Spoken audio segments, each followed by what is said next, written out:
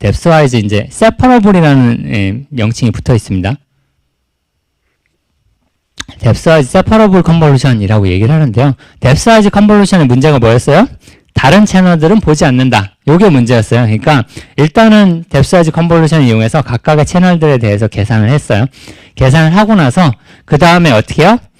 각각의 채널들에 대한 정보를 한 번은 다시는 섞어줘야 됩니다. 그래서 요거를 연산을 한 다음에 뎁스와이즈 컨볼루션으로 각각의 채널을 연산한 다음에 포인트와이즈 컨볼루션이라고 얘기를 하는데 그게 뭐냐면 그냥 원바이원 컨볼루션이에요. 그냥 다른 옆에 거 안 보고 채널값만 섞는 컨볼루션을 다시 적용을 하는 겁니다.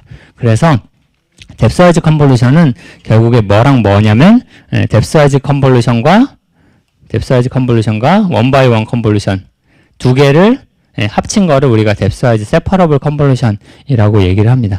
그래서 해석을 하면 이거예요. 우리가 RGB 채널을 다 합쳐서 연산을 한 방에 수행했던 거를 두 단계로 나눈 거예요. 첫 번째 단계는 뭐냐면 R 채널 따로, G 채널 따로, B 채널 따로 계산하는 거 한 번 하고 그 다음에 그거를 합쳐서 한 번 계산한 거예요. 그러니까 여러분들의 그 조직이라고 생각하면 두 단계의 조직이 있는 거예요. 원래는 여기에 있는 애들을 여러분들이 다 정보를 뭔가 취합한다고 생각합시다. 어떤 사람들의 의견을 취합을 해요. 지금 그 여기에 뭐 40명 있다고 생각합시다. 40명의 의견을 취합을 하는 데 있어서 한 번에 내가 40개를 다 봤었던 게 기존의 컨볼루션이라고 한다면 뎁스와이즈 컨볼루션은 어떻게 되냐면 그룹을 나눈 거예요. 팀을 뭐 한 5명씩 그룹을 나눴어요. 5명씩 해서 한 다음에 걔네들의 의견을 한 명 그러니까 8개 팀이겠죠? 팀장만 나한테 와가지고 너네들 의견 나한테 얘기해줘. 뭐 이런 식으로 동작을 하는 거예요. 그래서 두 단계로 나눠서 처리를 하는 방식이 뎁스와이즈 세퍼러블 컨볼루션이라는 기법입니다. 그래서 이런 식으로 이제 경영을 해요. 우리가 이제 그 구조를 새롭게 설계한다라는 개념이 뭐냐면 결국에 어떠한 연산을 조금 더 효율적인 연산으로 치환을 하고 구조를 조금 더 효율적인 구조로 치환을 해서 조금 더 성능이 좋게 만드는 거를 구조를 최적화하는 거라고 볼 수 있습니다. 그래서 이런 식으로 이제 구조를 최적화해서 만들어낸 네트워크 구조 중에 가장 유명한 네트워크가 모바일넷이라고 하는 네트워크 구조입니다. 그래서 모델의 구성은 그냥 아까 얘기했던 뎁스와이즈 세퍼러블 컨볼루션이 계속 반복돼요. 원래 그 CNN의 구조가 어떻게 됐었냐면 그냥 컨볼루션, 뭐 렐로, 뭐 컨볼루션, 렐로, 뭐 풀링 뭐 이렇게 돼 있었다면 그 컨볼루션 자체를 뭘로 바꿨다? 그냥 뎁스와이즈 세퍼러블 컨볼루션이라는 걸로 바꾸고 계속 블록을 반복하는 구조입니다. 반복하는 구조로 계속 만들어낸 게 이제 모바일넷이고 이제 구글에서 제안했어요. 그래서 애초에 목표 자체가 모바일하고 인베디드 환경에서 빠르게 동작하는 네트워크를 만드는 게 목적이었어요. 그래서 이 그래프를 보면 이 그래프가 뭐냐면 여기가 이제 계산량이라고 보면 될 것 같아요. 이쪽으로 갈수록 계산량이 높아지는 거고요. 이쪽으로 갈수록 성능이 좋아지는 거예요. 그래서 우리가 알고 있는 VGG 가 여기 있고요. 얘네들은 계산량도 많고 뭐 성능은 뭐 중간 정도예요. 지금 우리가 얘기하는 모바일넷이 어디 있냐면 여기 있습니다. 모바일넷이 여기 있고요. 그리고 우리가 배운 그 레지넷 대응되는 레지넷이 뭐 여기 있어요. 그러니까 얘와 얘를 비교해 보면 어때요? 성능은 비슷한 수준이죠. 성능은 비슷한 수준인데 계산량이 어떻다? 더 적다. 그래서 더 적은 계산량으로서 더 좋은 성능을 낼 수 있는 모델이다라고 볼 수 있고요. 이게 이제 모바일넷 뭐 버전도 여러 가지가 있어서 모바일넷이 기본적으로 성능이 이쪽 계산량이 훨씬 더 적은 영역에 존재하고 있습니다. 그리고 경량화의 목적은 결국에 이쪽으로 가고자 하는 거예요. 이쪽으로. 그래서 계산량은 적고 성능이 좋은 이쪽으로 가고자 하는 그런 기법이 경량화 기법이라고 볼 수 있습니다. 그래서 이 모바일넷은 아마도 스마트폰 뭐 얼굴 인식하는 뭐 이런 앱이라든지 뭐 오브젝트 디텍션 뭐 이런 것들에서는 굉장히 많이 사용되고 있는 모델 구조라고 볼 수 있습니다. 네, 요게 이제 그 아키텍처를 설계하는 방법에 대해서 얘기를 했고요. 다음으로 이제 소개할 건 이제 프루닝입니다. 프루닝이라는 단어의 뜻을 알아요? 이거 근데 예전에 했었던 것 같은데, 우리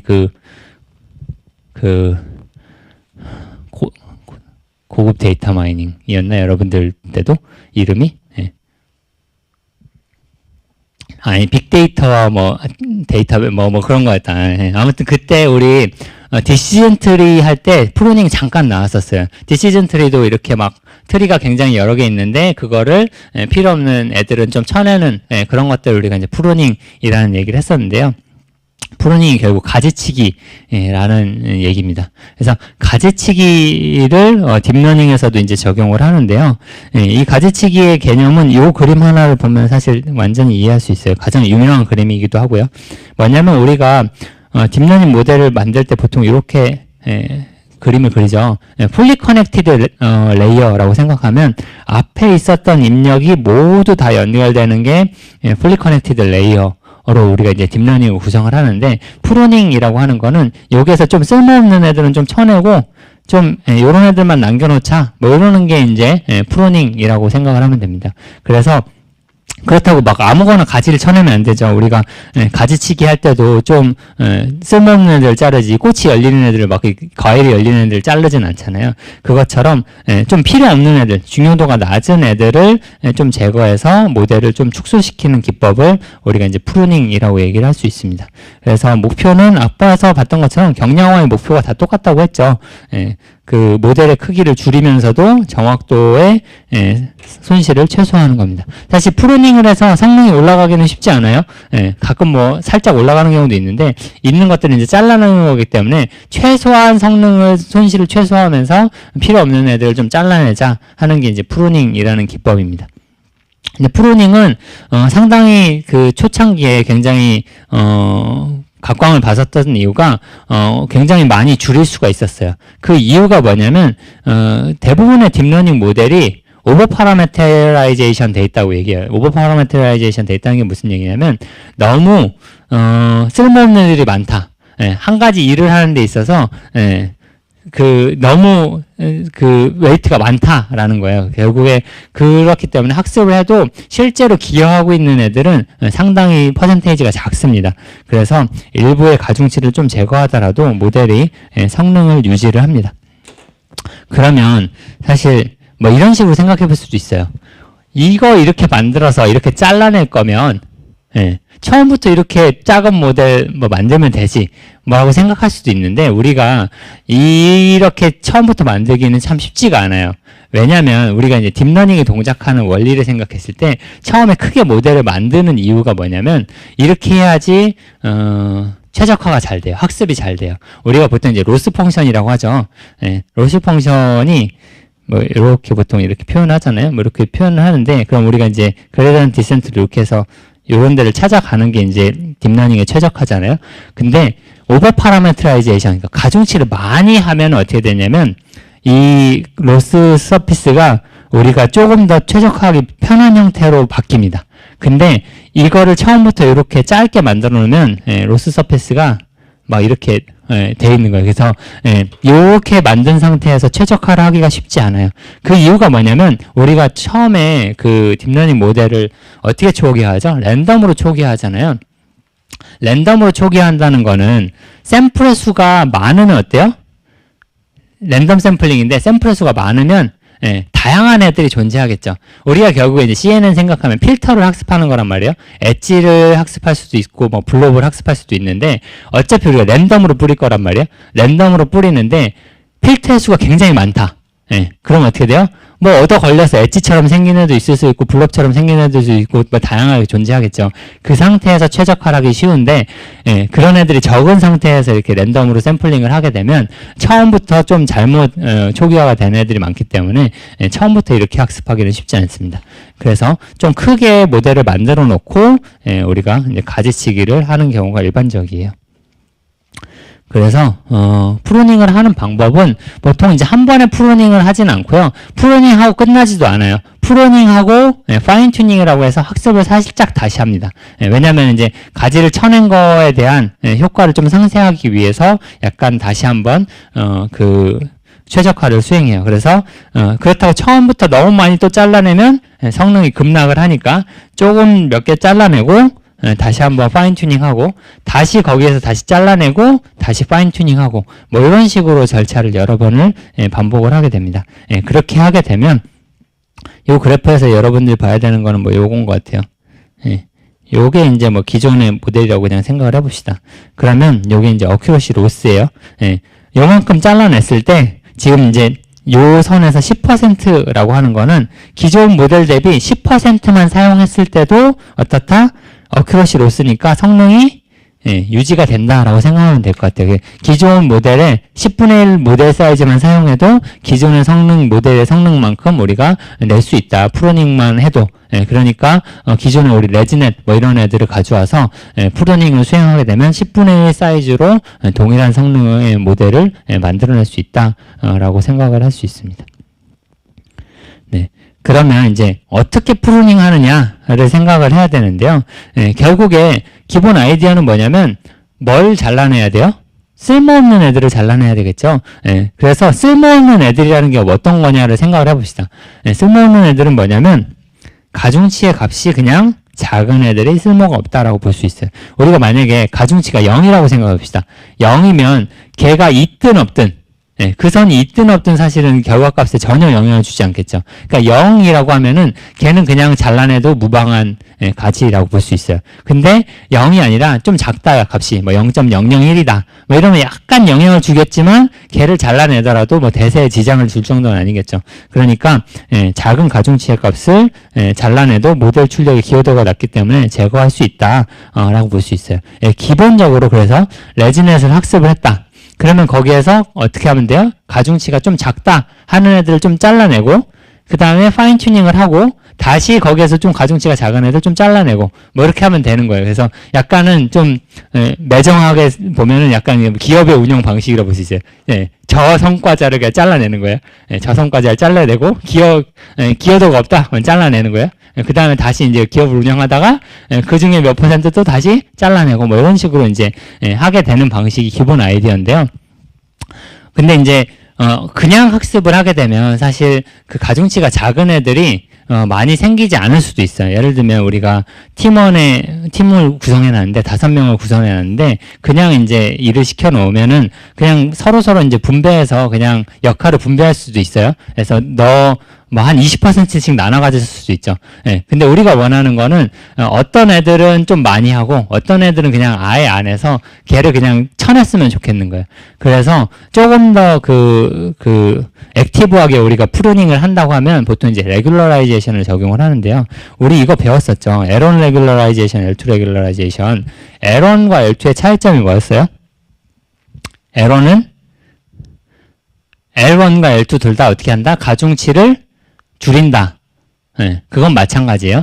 마찬가지인데 L1은 어떻게 돼요? 조금 더 스파스하게 만든다고 했죠. 0인 애들을 많이 만들고 L2는 뭐 작아지긴 하는데 아예 0으로 만들진 않는다라는 얘기를 했었어요. 그래서 L1 레귤러라이제이션 하게 되면 어떻게 돼요? 0인 애들이 생기겠죠. 그런 애들은 그냥 안전하게는 쳐내면 되는 거예요. L2 레귤러라이제이션 했는데 값이 작다? 이런 애들도 그냥 쳐내면 되는 겁니다. 그래서 우리가 프루닝을 할 때는 레귤러라이제이션을 통해서 압박을 하는 거예요. 저 성과자를 만들어내는 겁니다. 네가 별로 할 일이 없으면 일을 아예 하지 마 라고 계속 푸시를 하는 거예요. 푸시를 하면서 그래서 이제 일하는 애들만 살아남고 일 안 하는 애들은 이제 죽는 겁니다. 그래서 여기 이제 분포를 보면 요게 이제 그 가중치의 분포라고 볼 수 있는데요. 이렇게 분포로 봤을 때 우리가 어떤 애들을 잘라내냐? 여기 0에 가까운 애들은 잘라낸 겁니다. 그래서 프루닝 하고 나면 요렇게 파란색의 분포처럼 그냥 이제 바뀌게 돼요. 그러면 실제로 여기 있는 애들이 잘라나가더라도 실제로 가중치의 값이 작기 때문에 모델의 성능에 영향을 주지는 않습니다. 이렇게 하고 이제 파인 튜닝을 다시 하게 되면 사실 이제 요 가운데로 다시 몰려요. 그래서 처음에 이렇게 잘라내고 나면 이렇게 생깁니다. 이렇게 생기는데 다시 파인 튜닝하면 이렇게 다시 이렇게 채워져요. 그럼 다시 이걸 잘라내요. 그럼 또 파인 튜닝하고 뭐 이런 식의 과정을 거쳐 나가면 결국 최종적으로는 한 10%를 줄여도 성능이 그 상관이 없는 그런 모델들이 이제 발생을 하게 됩니다. 네. 근데 이제 그 조금 더 이제 우리가 생각을 해보면 그 프루닝은 이론적으로는 성능 향상의 정도가 크지만 실제로 그거를 GPU나 뭐 엣지 디바이스에 돌렸을 때 성능 향상이 그렇게 크지 않을 수가 있어요. 이게 왜 그러냐면 우리가 이제 보통 이제 unstructured, structured pruning 이라고 얘기를 하는데 구조적으로 프루닝 하느냐, 구조적으로 프루닝 하지 않느냐, 이 두 가지 생각해 볼 수 있어요. 예를 들면 이런 거예요. 우리가 컨볼루션 생각해 봅시다. 그냥 하나의 3x3 컨볼루션이라고 생각했을 때 프루닝이란 얘기는 뭐 이런 애들을 없앤 거예요. 요 지금 얘네들이 보니까 값이 0에 가까워서 그냥 프루닝을 했다고 생각합시다. 그러면 요 필터 하나에서 요 값을 제거한 거예요. 근데 요 값이 없다고 해서 우리가 컨볼루션을 이 값 빼고 계산할 수가 있어요? 뭐 할 수는 있겠죠. 근데 사실 우리 컨볼루션은 뭐예요? 매트릭스 연산이죠. 매트릭스 연산이니까 이 값이 빠졌다고 해서 매트릭스 연산을 바꿀 수가 없어요. 맞죠? 그러니까 이 값이 없어도 매트릭스 연산에서 어떻게 해야 돼요? 그냥 0으로 놓고 계산을 해야 되는 거예요. 그러니까 우리가 실제로는 프루닝을 했다고 생각해도 이 CPU나 GPU에서 연산할 때는 그냥 0으로 해서 계산이 될 수밖에 없다. 그러면 실제로 우리가 모델이 뭐 10%로 작다고 하더라도 연산의 계산이나 뭐 모델 사이즈가 줄어들거나 하는 실질적인 효과는 없을 수밖에 없겠죠. 그게 보통 이제 우리가 얘기하는 unstructured pruning입니다.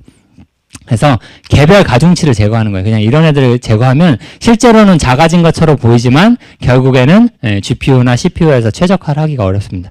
그래서 우리가 어떻게 해야 되냐? 이제는 프루닝을 할 때 이런 애들을 날리는 게 아니라 뭘 날려야 돼요? 채널을 날려버려야 돼요. 채널. 그 자체. 컨볼루션 필터 자체를 하나를 통째로 날려야 되는 거예요. 그래서 우리가 뭐 예를 들면 여기가 128 채널, 여기가 128 채널 뭐 이렇게 된다고 생각합시다. 그래서 컨볼루션 3x3이 돼서 여기에 채널이 하나 생긴다고 했을 때 스트럭처드 프루닝은 뭐냐면 그냥 애초에 여기에 필터에 그 채널 하나를 날려버리는 거예요. 이 채널 그냥 날려버려요. 이렇게 날려버리면 어떻게 돼요? 실제로 우리가 이 채널을 없는 걸로 치고 이 채널이 뭐 125채널, 뭐 120채널 이렇게 채널 사이즈를 아예 줄여버릴 수 있겠죠. 그러니까 이런 식으로 바꿔놓게 되면 실질적으로 우리가 채널 수가 줄어드는 효과를 얻을 수 있고 결국에 아예 연산에서 제외를 할 수 있기 때문에 훨씬 더 좋은 속도 향상을 기대할 수 있겠죠. 그래서 우리가 보통 없앨 때 채널이나 뭐 필터 단위로 하나씩 없애는 이런 식의 프루닝을 스트럭처드 프루닝이라고 얘기를 합니다. 그래서 연산 구조 자체가 아예 줄어들기 때문에 지금 여기에서 봤던 것처럼 선 하나를 없애는 게 아니라 그냥 아예 이런 애들을 하나씩 없애버리고 나면 아예 더 작은 모델로서 바꿀 수가 있고요. 그래서 이제 초창기에는 뭐 이런 식으로 이제 프루닝을 할 수 있다라는 게 제시가 됐다면 요새 하는 프루닝들은 다 이제 스트럭처드 프루닝을 보면 될 것 같아요. 그래서 이런 식으로 가지를 쳐내게 되면 실질적인 연산의 속도를 향상시킬 수 있는 기법으로서 활용을 할 수가 있습니다. 그래서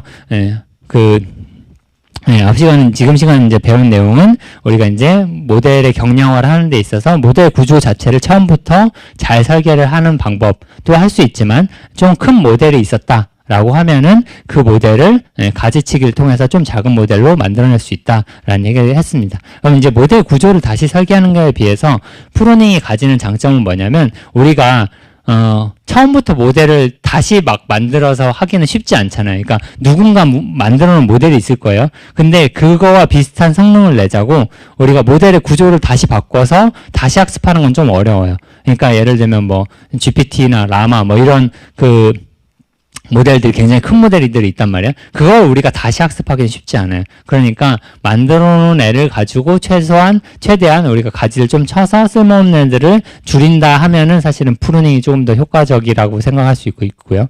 그게 아니라 아예 처음부터 우리가 새로운 걸 만들겠다 하면은 아키텍처 설계를 다시 할 수도 있습니다.